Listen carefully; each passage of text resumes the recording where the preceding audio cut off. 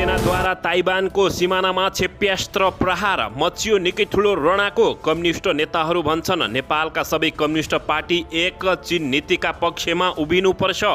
चीनद्वारा Taiwan नजिकै प्यालेस्टिन missile प्रहार। मिसाइलको track गर्न अमेरिकी जहाज जापानबाट आउँदै। चीनले ताइवानका आसपास 6वटा क्षेत्रमा सुरु गर्यो खतरनाक सैन्य अभ्यास। माओवादी केन्द्रका थुप्रै खराबीले एमालेलाई प्रदूषित बनाएको नेकपा एमालेका उपाध्यक्ष विष्णु पौडेलको भनाई।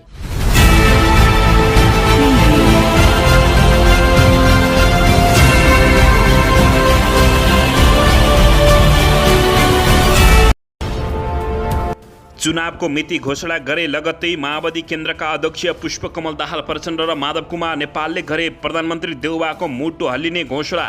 देउबा सरकार काम चलाउमा परिणत। सिंहदरबारमा नेकपा यसको आकस्मिक बैठक। राजनीतिक छोडौँ कि भन्ने लाग्छ भन्दै माधव कुमार नेपालले दिए यति खतरनाक चेतावनी।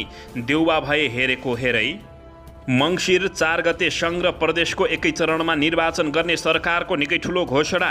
देउबा नेतृत्वको 5 दलीय सरकार काम चलाउमा परिणत भएपछि प्रचण्ड र माधव कुमार नेपालको निकै खतरनाक रणनीति। माओवादीका थुप्रै खराबीले नेकपा एमालेलाई प्रदूषित गरेको नेकपा एमालेका नेता विष्णु पौडेलको भनाई। पुष्पकमल दाहाल प्रचण्ड र माधव कुमार नेपाल बीच गोप्य भेटवार्ता। के भयो त यसबारे पुरा जानकारी। रामकुमारी झाँक्री र माधव कुमार नेपाल बीच बोलचाल बन्द भएको खुलासा। प्रचण्डलाई रुकुम वा रोल्पाबाट चुनाव लड्न सुझाव। र एमालेसँग गठबन्धन वा एकता पनि हुन सक्छ भन्दै माओवादी केन्द्रका नेता ब्रह्ममान पुन अनन्तले गरे यति ठुलो घोषणा। सरकार काम चलाउमा परिणत भइसक्यो। निर्वाचन प्रभावित पार्ने काम नहोस् भन्दै प्रदीप कुमार ग्यावालीको चेतावनी। प्रधानमन्त्री शेरबहादुर देउबाको परराष्ट्र सल्लाहकारमा अरुण सुवेदी नियुक्ति। यता भने एकाएक चुनावको मिति घोषणा गरे लगत्तै प्रचण्ड र माधव कुमार नेपालले गरे देउबाको मुटु हल्लिने घोषणा। अब हेर्नुहोस् पुरा समाचार।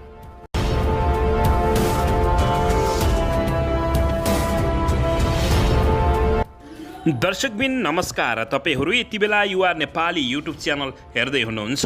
दर्शकबिन यदि हाम्रो च्यानल युवा नेपालीसँग अझै पनि सब्सक्राइब गरेर जोडिनु भएको छैन भने सब्सक्राइब गरी जोडिनुहोला। साथै सँगै रहेको बेल आइकनलाई दबाउन पनि नभुल्नुहोला। दर्शकबिन तपाईहरूले हामीलाई कहाँदेखि हेर्दै हुनुहुन्छ, कस्तो अवस्थामा हेर्दै हुनुहुन्छ, देशदेखि हेर्दै हुनुहुन्छ या विदेशदेखि हेर्दै हुनुहुन्छ। तपाईहरूले हामीलाई यदि रेगुलर हेर्नुहुन्छ भने रेगुलर र पहिलोपटक हेर्दै हुनुहुन्छ भने पहिलोपटक भने कमेन्ट बक्समा गई कमेन्ट गरी हाम्रो मेहनतको लागि एउटा सानो लाइक गर्न पनि नभुल्नुहोला।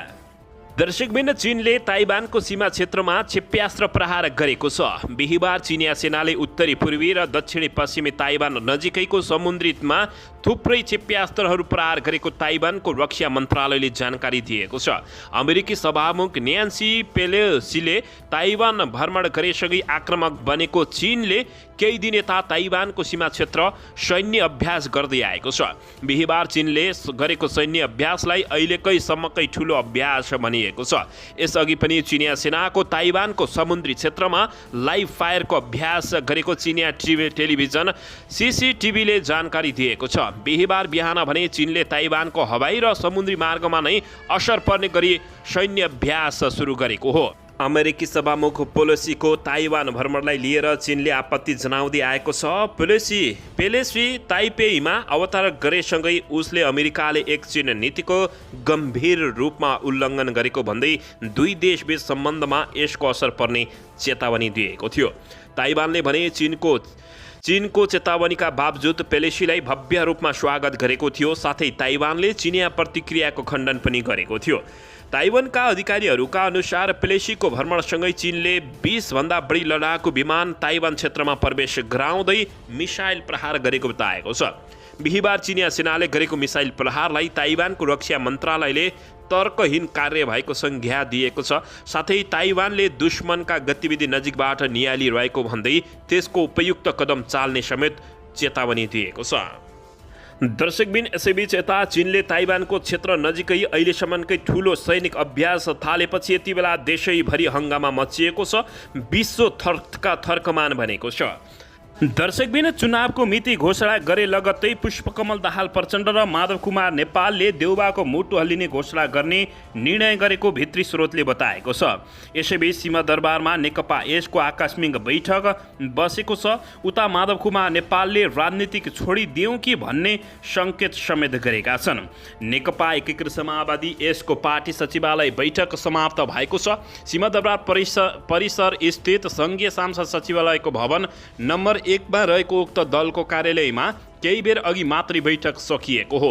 बैठकमा अध्यक्ष माधव कुमार नेपाल, नेता झलनाथ खनाल र पार्टी महासचिव बेदुराम भुषाल लगायत उपस्थित रहेका थिए। त्यस लगत्तै बागमती प्रदेशका मुख्यमन्त्री राजेन्द्र प्रसाद पाण्डे सहित अन्य 1 दर्जन नेता पनि बैठकमा सहभागी भएपछि यति बेला प्रधानमन्त्री शेरबहादुर देउबा विरुद्ध निकै कडा कदम चाल्न सक्ने सङ्केत समेत गरेको बुझिएको छ। दर्शकबिन यो सँगै देउबा नेतृत्वको 5 दलीय सरकार काम चलाउमा परिणत भएको हो।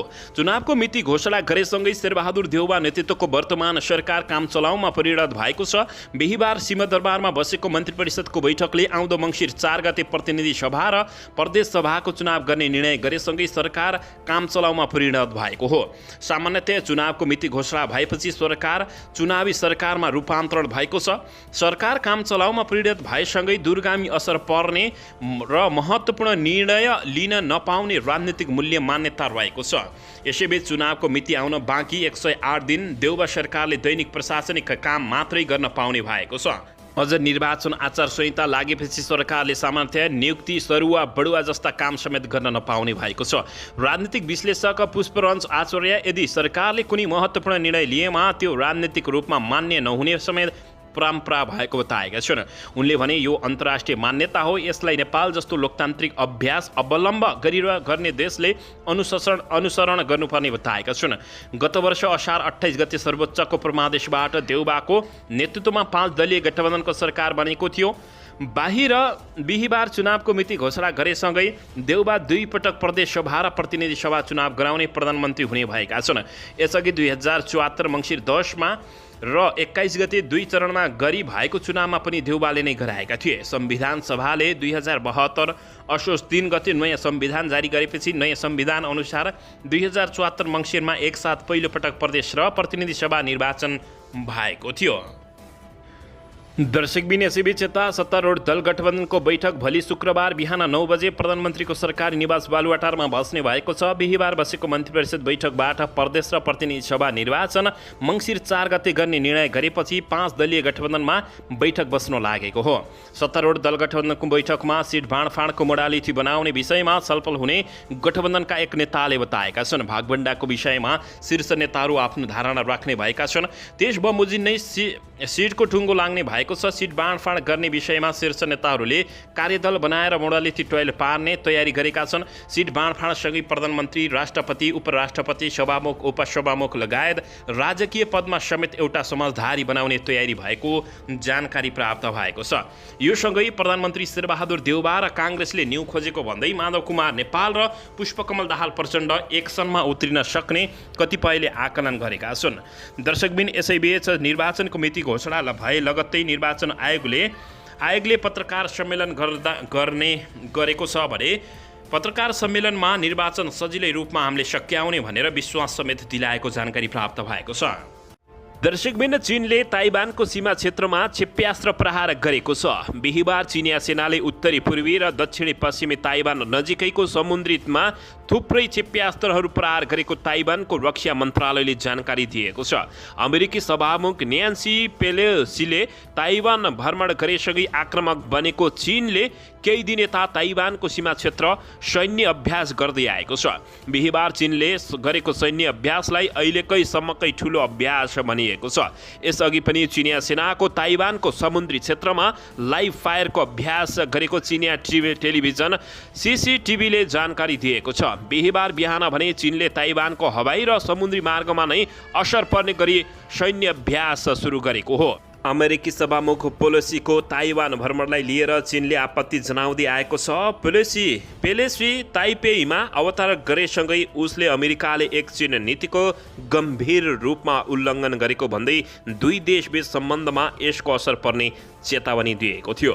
ताइवानले भने चीनको चेतावनीका बावजुद पेलेसीलाई भव्य रूपमा स्वागत गरेको थियो। साथै ताइवानले चिनिया प्रतिक्रियाको खण्डन पनि गरेको थियो। ताइवानका अधिकारीहरूका अनुसार पेलेसीको भ्रमणसँगै चीनले 20 भन्दा बढी लडाकु विमान ताइवान क्षेत्रमा प्रवेश गराउँदै मिसाइल प्रहार गरेको बताएको छ।